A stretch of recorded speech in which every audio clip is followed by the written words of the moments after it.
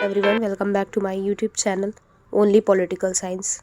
Today's topic is बाल गंगाधर तिलक. Last video में आपने स्वामी दयानंद सरस्वती को पढ़ा था. आज हम बाल गंगाधर तिलक को पढ़ेंगे. बाल गंगाधर तिलक के सबसे पहले हम लाइफ स्केच को जान लें. बाल गंगाधर तिलक, जिन्हें हम लोकमान्य तिलक के रूप में भी जानते हैं, उनका जन्म 23 जुलाई 1856 को हुआ था. इनकी मृत्यु 1 अगस्त 1920 को हुई थी. वो एक भारतीय राष्ट्रवादी शिक्षक, समाज सुधारक, वकील और एक स्वतंत्रता सेनानी थे. ये भारतीय स्वतंत्रता संग्राम के पहले लोकप्रिय नेता हुए. इन्हें हिंदू राष्ट्रवाद का पिता भी कहा जाता है. भारत के स्वतंत्रता सेनानियों में लोकमान्य बाल गंगाधर तिलक का नाम बड़े सम्मान के साथ लिया जाता है. इन्होंने अपने जीवन काल में बहुत से सामाजिक सुधार एवं भारतीय राजनीतिक चिंतन को अपना महत्वपूर्ण योगदान दिया. इनके विचार भारतीय समाज के लिए काफ़ी महत्वपूर्ण है. 1 जनवरी 1880 को इन्होंने 1880 को इन्होंने न्यू इंग्लिश स्कूल की स्थापना की थी.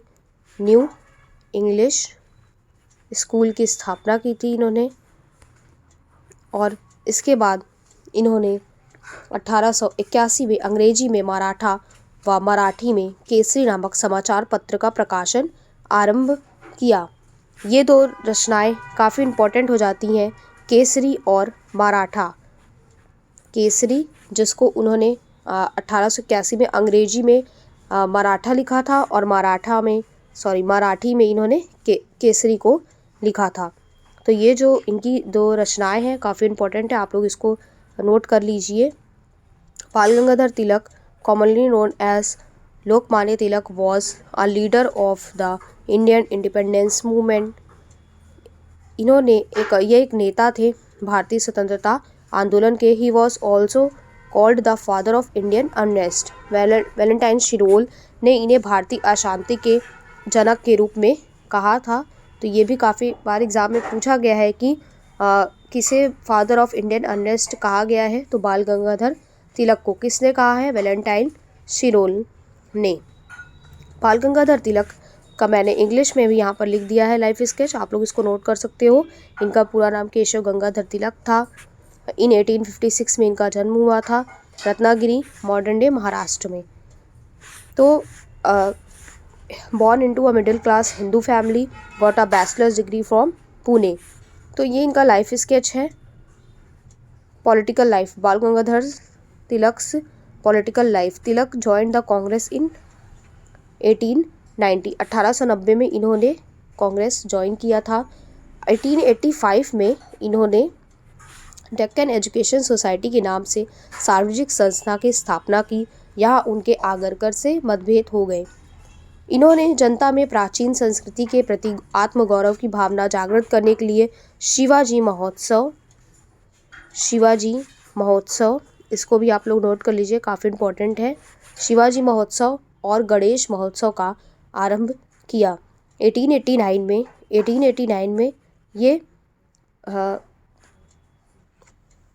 1889 से 90 में इन्होंने कांग्रेस में ये सम्मिलित हो गए थे. 1960 में तिलक के प्रयासों से ही कांग्रेस व मुस्लिम लीग के मध्य लखनऊ समझौता भी हुआ था. तो आप लोग इसको लिख सकते हो. ही was one of the first advocates of Swaraj और सेल्फ रूल. इन्होंने स्वराज की अवधारणा दी, जिसका अर्थ होता है स्वशासन. He gave the slogan Swaraj is my birth right and I shall have it. Swaraj मेरा जन्म सिद्ध अधिकार है. आप लोग इसको तो जानते ही हो, ये बाल गंगाधर तिलक के द्वारा दिया गया था और मैं इसे लेकर रहूँगा. स्वराज मेरा जन्म सिद्ध अधिकार है और मैं इसे लेकर रहूँगा. तो ये भी काफ़ी इंपॉर्टेंट है. He believe that no progress was possible without self rule. कि इन्होंने सेल्फ रूल यानी कि स्वशासन की आवश्यकता बताई. और तिलक के राजनीतिक विचार भारत के धार्मिक ग्रंथों वेद, रामायण, महाभारत, कौटिल्य के अर्थशास्त्र, शुक्र नीति से प्रभावित थे. और इन्होंने स्वराज में 4 अवयव निहित किए थे. शासक एवं शासित, एक ही देश, धर्म अथवा प्रजाति के होने चाहिए, पहला पॉइंट था. दूसरा है विधि द्वारा स्थापित विधि का शासन अथवा सुशासन होना चाहिए. थर्ड है सरकार आम जनता की भलाई वाली होनी चाहिए. एंड फोर्थ, सरकार जनता के प्रति उत्तरदायी होनी चाहिए, यानी कि ऐसी गवर्नमेंट होनी चाहिए जो जनता के प्रति उत्तरदायी होनी चाहिए और जनता द्वारा निर्वाचित भी होनी चाहिए, जिसका उन्होंने जोरदार समर्थन किया। तो ये कुछ बातें बाल गंगाधर तिलक से जुड़ी हुई हैं। इन्होंने वेदांतिक विचारधारा का समर्थन किया था। यहाँ पर देखिए मैंने फिर से लिखा हुआ है ये कि he published 2 papers, Kesari in Marathi and Maratha in English. He was fearless in his criticism of the government in these papers. तो यहाँ पर ये काफ़ी स्वतंत्र रूप से इन्होंने इन पेपर को लिखा था। इसमें जो भी आर्टिकल पब्लिश होते थे वो काफ़ी, इनके विचार कभी भी किसी से दबे हुए नहीं थे। फियरलेस इन्होंने आलोचना सरकार की उस समय की थी। He was sentenced to 18 month imprisonment on charge of, मतलब उनकी वे जेल भी गए थे। और गीता रहस्य, उन्होंने भागवत गीता पर गीता रहस्य नामक टिप्पणी लिखी थी उन्होंने, और उन्हें 6 वर्ष के लिए उन्हें मांडले जेल भी भेजा गया था। तो एक तरीके से उनके जो, इन्होंने भौतिकवाद एवं उपयोगितावाद का भी खंडन किया। और यहाँ पर विपिन चंद्र पाल और लाला लाजपत राय के साथ इन्हें लाल बाल पाल के नाम से भी हम जानते हैं। तीनों उग्रवादी विचारक थे।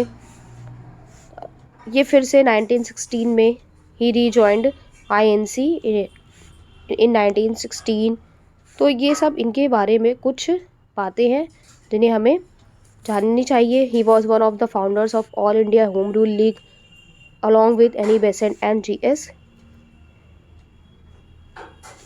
खारपर्दे। For his political ideas Tilak drew heavily from the ancient Hindu scriptures.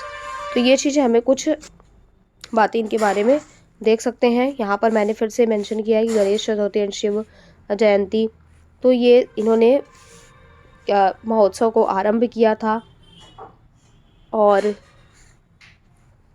इनके कुछ सामाजिक विचार भी हैं बाल गंगाधर तिलक के, सोशल व्यूज़।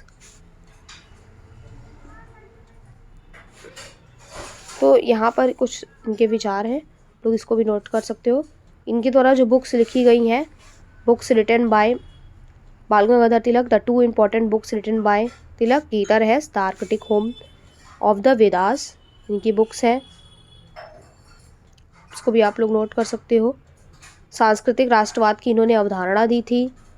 तो तिलक जो थे वो, तिलक के अनुसार राष्ट्रवाद की विकास के लिए वस्तुनिष्ठ तत्व जैसे समान भाषा, भूभाग और धर्म आवश्यक होता है, जबकि सामूहिक लगाव और मनोवैज्ञानिक एकता इसका आत्मनिष्ठ तत्व होता है। उन्होंने गणपति उत्सव तथा शिवाजी महोत्सव के द्वारा ब्राह्मणों एवं गैर ब्राह्मणों के बीच एकता पैदा करने का प्रयास किया। यहाँ पर मैंने हिंदी में भी नोट्स दी हुई है, इसको नोट कर सकते हो आप लोग। 23 जुलाई 1856 को महाराष्ट्र के रत्नागिरी में हुआ था इनका जन्म। स्वतंत्रता सेनानी और वकील बाल गंगाधर तिलक को लोकमान्य तिलक के नाम से भी जाना जाता है। डेक्कन एजुकेशन सोसाइटी के संस्थापक थे। 1884 में इन्होंने इसकी स्थापना की थी। अपने सहयोगी गोपाल गणेश आगरकर और अन्य के साथ डेक्कन एजुकेशन सोसाइटी के माध्यम से पुणे में फर्ग्यूसन कॉलेज 1885 में इन्हें संस्थापकों में से ये एक थे। इनकी जो आइडियोलॉजी थी वे एक इन्होंने स्वराज की भावना पर, यानी कि सेल्फ रूल के पर जोर दिया। तिलक का स्वराज, इसी के लिए जो स्लोगन अभी भी मैंने आपको बताया ये फिर से लिखा हुआ है, हिंदी वाले इसको नोट कर सकते हैं।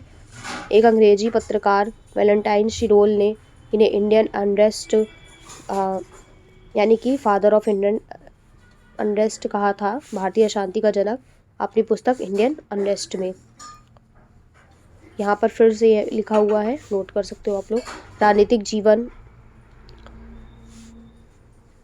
1890 में ये IMC में शामिल हुए, भारतीय राष्ट्रीय कांग्रेस में, सूरत विभाजन, और यह 1907 में सूरत सत्र में कांग्रेस का 2 समूहों उग्रवादियों और नरमपंथियों में विभाजन था। यहाँ तक आप लोग इनके बारे में नोट कर सकते हो। कुछ और बातें जो इनसे जुड़ी हुई हैं कि ये दादा भाई नौरोजी के आर्थिक निकासी के सिद्धांत का इन्होंने समर्थन किया था। और तिलक ने सांस्कृतिक यानी कि आर्थिक राष्ट्रवाद की इन्होंने भी बात की थी, आर्थिक राष्ट्रवाद की इन्होंने बात की थी। तो इसमें क्या था कि तिलक ने सांस्कृतिक और धार्मिक आधारों पर राष्ट्रवाद के निर्माण के अलावा उदारवादी विचारकों RC दत्त, गोपाल कृष्ण गोखले के विचारों को आधार बनाकर राष्ट्रवाद का निर्माण किया, जिसके अनुसार आर्थिक शोषण के कारण लोगों में ब्रिटिश सरकार के विरुद्ध चेतना का निर्माण हो रहा है। और इन्होंने यह कहा कि ब्रिटिश शासन का विरोध संवैधानिक आधार पर होना चाहिए, उसको इन्होंने अस्वीकार कर दिया था। सामाजिक रूढ़िवादी, राजनीतिक आमूलवादी थे और इन्होंने निष्क्रिय प्रतिरोध के भी सिद्धांत की। इनके अनुसार ब्रिटिश शासन का विरोध करने के लिए विदेशी वस्तुओं का बहिष्कार करना चाहिए, भूमि का राजस्व नहीं देना चाहिए तथा विदेशी न्यायालयों निष्क्रिय प्रतिरोध में इन्होंने यह कहा था कि विदेशी न्यायालयों एवं विदेशी शैक्षिक संस्थाओं का भी बहिष्कार करना चाहिए। इनके अनुसार उपनिवेशवादी विधियां न्यायपूर्ण तथा शोषणकारी हैं, इसलिए उन्होंने निष्क्रिय प्रतिरोध के अंतर्गत स्वदेशी बहिष्कार और राष्ट्रीय शिक्षा को मूल आधार बनाया। निष्क्रिय प्रतिरोध का आशय अहिंसक एवं शांतिपूर्ण गतिरोध है, जिसे बाद में गांधी द्वारा सत्याग्रह के रूप में परिवर्तित कर दिया गया। तिलक की लोकप्रियता को देखते हुए उन्हें लोकमान्य की उपाधि भी दी गई थी। तिलक का महत्व भी है। अगर हम ये देखें कि तिलक के मतलब कौन कौन सी भारतीय राजनीतिक चिंतन को उनका योगदान क्या है, तो उन्होंने उनके समाज सुधार संबंधी विचार, समाज सुधार के लिए जो उन्होंने स्वाभाविक विकास का समर्थन किया था, और इसके साथ साथ उन्होंने सामाजिक धार्मिक मामलों में नौकरशाही के हस्तक्षेप का विरोध किया था, राजनीतिक आंदोलन तथा समाज सुधार के पृथकता का दृष्टिकोण दिया था, जाति प्रथा, अस्पृश्यता, बाल विवाह, विधवा विवाह, मतलब जो इन सबसे जो कुरीतियाँ थीं, जैसे अस्पृश्यता, बाल विवाह, इन सभी का उन्होंने विरोध किया था। और तिलक ने बाल विवाह का भी विरोध किया था, किंतु वे नहीं चाहते थे कि उसे बंद करने के लिए नौकरशाही कानून बनाए। वे इससे सहमत थे कि लड़कों का विवाह 16, 18 व 20 वर्ष के पहले न किया जाए तथा लड़कियों का 10, 12 या 14 वर्ष के पहले। तो इस प्रकार से उन्होंने बाल विवाह का भी विरोध किया। उन्होंने बहुपत्नी प्रथा का विरोध किया तथा 60 वर्ष की आयु पर विवाह पर प्रतिबंध लगाने का समर्थन किया। शराब पर प्रतिबंध भी लगाया और महिला शिक्षा के विस्तार का भी उन्होंने समर्थन किया था। तो इस तरीके से कुछ विचार उनके सामाजिक सुधार से संबंधित है। तिलक के शिक्षा संबंधी जो उन्होंने बहुत सी जो संस्थाएं बनाई, और दक्कन एजुकेशन सोसाइटी की स्थापना उन्होंने की, फर्ग्यूसन कॉलेज की स्थापना उन्होंने की। तो इस तरह से हम उनके कुछ शिक्षा संबंधी विचारों को भी देख सकते हैं कि उन्होंने राष्ट्रीय शिक्षा का समर्थन किया, और तिलक ने आगरकर तथा चिपळूणकर के साथ मिलकर राष्ट्रीय शिक्षा की रूपरेखा बना ली थी। न्यू इंग्लिश स्कूल की स्थापना। तो एक तरीके से शिक्षा सोसाइटी के लिए शिक्षा की उन्होंने आवश्यकता पर बल दिया, और मातृभाषा के माध्यम से शिक्षा मातृभाषा के माध्यम से शिक्षा प्रदान करने की आवश्यकता पर उन्होंने बल दिया। तो तिलक के कुछ विचार है वो एजुकेशन से रिलेटेड है। उन्हें आधुनिक भारत का कौटिल्य भी कहा जाता है। उनका विचार कौटिल्य यानी कि आधुनिक भारत का कौटिल्य भी कहा जाता है। उनका विचार था कि लक्ष्य के श्रेष्ठ होने पर सभी साधन श्रेष्ठ हैं, और भारत की स्वतंत्रता प्राप्त करने के लिए भी सभी साधन अपनाए जा सकते हैं। तो इस प्रकार से हम इनके कुछ विचारों को देख सकते हैं। तिलक की अगर हम गांधी से तुलना करें तो दोनों ही भारत के राष्ट्रीय आंदोलन के अग्रणी नेता थे। उन्होंने राष्ट्रीय आंदोलन में लगभग 5.5 वर्ष तक एक साथ काम किया, और इस अवधि में 13 माह तक तिलक देश से बाहर इंग्लैंड में रहे। तो लेकिन उन दोनों के बीच कुछ बातों में मतभेद भी था। तिलक को विधि का सूक्ष्म ज्ञान था, इसलिए वे कहा करते थे कि मैं विधि की मर्यादा के भीतर स्वराज का आंदोलन चला सकता हूँ। उन्होंने कभी अवैध कार्य की अनुमति नहीं दी। 1907 और 8 में निष्क्रिय प्रतिरोध के जिस सिद्धांत का प्रचार किया गया, उससे भी तिलक का अभिप्राय केवल स्वदेशी व बहिष्कार से था। किंतु गांधी जी ने कहा था कि यदि कानून किसी व्यक्ति के अंतःकरण के प्रतिकूल हो तो उसका विरोध करने का उसका पवित्र अधिकार है। सत्याग्रह का संपूर्ण सिद्धांत ही इस मान्यता पर आधारित है कि मनुष्य को स्थापित विधि और शासन के मुकाबले नैतिकता, अंतःकरण अथवा ईश्वर के कानून का प्रयत्नपूर्वक समर्थन और पोषण करना चाहिए। तिलक अहिंसा से अधिक नीति के रूप में तिलक के अनुसार जो अहिंसा होती है वो अधिक से अधिक नीति के रूप में अंगीकार की जा सकती है, जबकि गांधी जी के अनुसार वह निरपेक्ष आस्था की वस्तु है। तो इस प्रकार से कुछ ये विचार है जो तिलक के द्वारा दिए गए थे। अगर हम तिलक के महत्व की बात करें तो भारत की प्राचीन संस्कृति और जीवन मूल्यों को भारतीय राष्ट्रवाद का आधार बनाया। भारतीय राष्ट्रवाद के प्रणेता थे। तिलक ने स्वराज की जीवन की धारणा प्रस्तुत की। तो एक तरीके से ये इनके कुछ विचार हैं और कुछ बुक्स भी दी हुई हैं, सोशल व्यूज़ हैं बाल गंगाधर तिलक के। कभी इन्होंने कौन कौन से बुक लिखी, कौन से ये आंदोलन से जुड़े हुए थे, राष्ट्रीय आंदोलन से किस प्रकार ये जुड़े हुए थे, इनका क्या योगदान है। तो हम एक तरीके से बाल गंगाधर तिलक के विचारों से हम इनके योगदान को भी देख सकते हैं। क्वेश्चन आपका ये बनेगा एग्ज़ाम में कि एग्ज़ाम के पॉइंट ऑफ व्यू से क्वेश्चन इंपॉर्टेंट है कि बाल गंगाधर तिलक के सामाजिक विचारों की व्याख्या कीजिए। Discuss the social views of बाल गंगाधर तिलक। तिलक के राजनीतिक एवं आर्थिक विचारों का परीक्षण कीजिए। Examine the economic and political thoughts of बाल गंगाधर तिलक। तो ये कुछ 2 क्वेश्चन हैं, सोशल रिफॉर्म से रिलेटेड, स्वदेशी से स्वराज से रिलेटेड, तिलक के स्वराज की व्याख्या कीजिए। ये 3-4 क्वेश्चन है जो एग्ज़ाम में आते हैं। कृतियाँ तो आप लोग याद कर ही सकते हो, केसरी और मराठा, दार्कटिक होम इन वेदास। तो इस तरीके से आप उनके स्वराज की अवधारणा को भी लिख सकते हो और इस क्वेश्चन के हिसाब से अपना आंसर भी आप लोग तैयार कर सकते हो। Thank you for watching my videos. Do like, share and subscribe. Thank you.